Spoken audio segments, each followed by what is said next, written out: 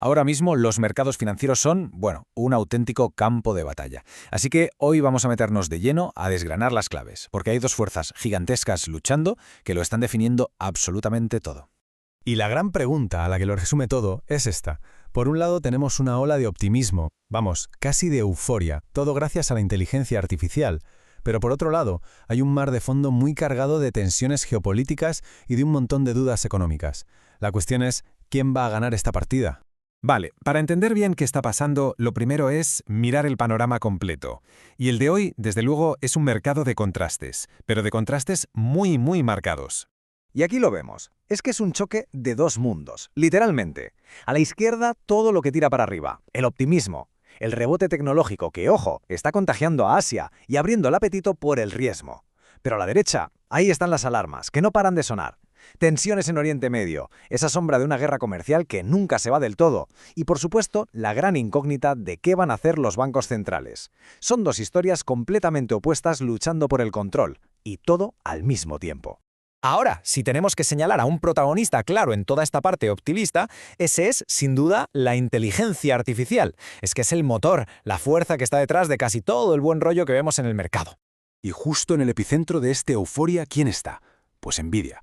Lo que es realmente alucinante es cómo el mercado ha cogido los resultados de una sola empresa y los ha convertido en el termómetro de toda la economía tecnológica. O sea, su rendimiento ya no es solo sobre ellos o sobre la IA, es que se ha vuelto un indicador clave para saber hacia dónde va a tirar todo el Nasdaq 100. Por eso todo el mundo está con los ojos puestos en ellos, claro. Y ojo, que esto no es solo cosa de Estados Unidos, ¿eh? Este entusiasmo se ha extendido como la pólvora, creando un efecto dominó brutal. El Nikkei en Japón, el Kospi en Corea del Sur, tocando máximos históricos, el índice de Asia-Pacífico en zona de récord. Pero para mí lo más revelador es la mentalidad del inversor. Ahora mismo cualquier bajada se ve como una oportunidad de compra. La demanda de cualquier cosa que tenga que ver con la IA es que es simplemente voraz. Pero claro, como decíamos, siempre está la otra cara de la moneda. Vamos a cambiar de tercio y a ver ahora cómo las tensiones globales están echando el freno, y con fuerza, a la economía. El precio de las materias primas es un termómetro perfecto para medir este nerviosismo. Y aquí se da una dinámica súper interesante. Hay dos fuerzas empujando los precios hacia arriba a la vez. Por un lado, la tensión geopolítica con Irán, que le mete una prima de riesgo al petróleo y a metales refugio como el oro. Y por otro, la fortísima demanda industrial, que irónicamente viene en parte del propio boom de la IA, que necesita un montón de energía y cobre para sus centros de datos. Y para que nos hagamos una idea de hasta qué punto esto es un riesgo real, tangible, los analistas ya le dan una probabilidad de casi el 50% a que haya un episodio militar serio con Irán. O sea que esto no es una teoría lejana, ¿eh? Es un riesgo que ya está metido en los precios que estamos viendo hoy. Claro, las consecuencias de toda esta tensión se ven clarísimamente en los mercados. El petróleo Brent, por ejemplo, en su nivel más alto en 6 meses. El oro y la plata, que son los activos refugio por excelencia, no paran de subir. Y es que la simple amenaza de que se líe en el estrecho de Hormuz es suficiente para mantener los precios bajo una presión que no cesa. Y por si no tuviéramos bastante con esta mezcla de tecnología y geopolítica, pues hay que sumarle una tercera capa de complejidad, y es la incertidumbre que generan los gobiernos y los bancos centrales cada vez que mueven ficha. A ver, esta cita de los importadores es demoledora y muy reveladora. Básicamente nos están diciendo, mira, aunque quiten aranceles, no esperéis que bajemos los precios. ¿Por qué? Porque van a usar ese margen para recuperar costes. La clave aquí es que las fricciones comerciales, una vez que se crean, dejan cicatrices en la economía real que son muy difíciles de borrar. Y hablando de aranceles, fijaos en este dato, porque es increíble. Hay una diferencia de 112.000 millones de dólares entre lo que China dice que exporta a Estados Unidos y lo que Estados Unidos dice que importa de China.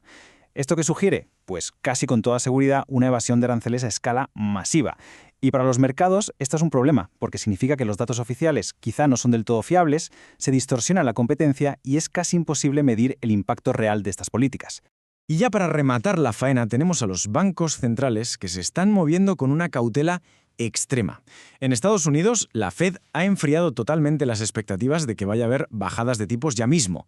Ahora todo depende de los próximos datos. Mientras en Japón, el Banco de Japón da señales de que cualquier cambio va a ser lentísimo. Y esta cautela general, lejos de calmar al mercado, lo que hace es meterle más y más incertidumbre sobre el futuro. Vale, hemos visto todo el lío a nivel global. Ahora vamos a bajar a tierra y ver cómo se traduce todo esto en el mercado local, en Chile. Y aquí se ve perfectamente cómo ese choque global se refleja en casa. Por un lado vemos fortaleza, el peso se aprecia, la bolsa sube, pero por otro salta la alarma. Los precios al productor subieron un 3,5% en enero, y esto es una bomba de relojería para la inflación que llega al consumidor. Es la prueba de que la presión de fuera ya está llegando a la economía local. Y uno se puede preguntar, ¿por qué está tan fuerte el peso chileno? Bueno, pues la respuesta tiene un nombre muy claro: el cobre. La subida tan fuerte del precio de nuestro principal producto de exportación, que viene impulsada en parte por esa demanda global que comentábamos antes, ha sido el factor clave que ha dado este empujón a la moneda local. Así que, resumiendo, volvemos al principio, a la idea del campo de batalla. Por un lado, las fuerzas que empujan hacia arriba, la tecnología, las ganas de arriesgar, un crecimiento de las empresas que aguanta. Y por otro, las que frenan, la geopolítica, la duda sobre los bancos centrales, las fricciones comerciales. Este es el gran pulso que está definiendo el momento que vivimos. Y con esto cerramos el análisis, dejando esa pregunta clave en el aire. ¿Será el huracán de optimismo tecnológico tan potente como para llevarse por delante todos estos vientos en contra de la inestabilidad global? ¿O al final los riesgos pesarán más y acabarán por imponerse? La respuesta, sea cual sea, va a definir el rumbo no solo de los mercados, sino de la economía global en los próximos meses.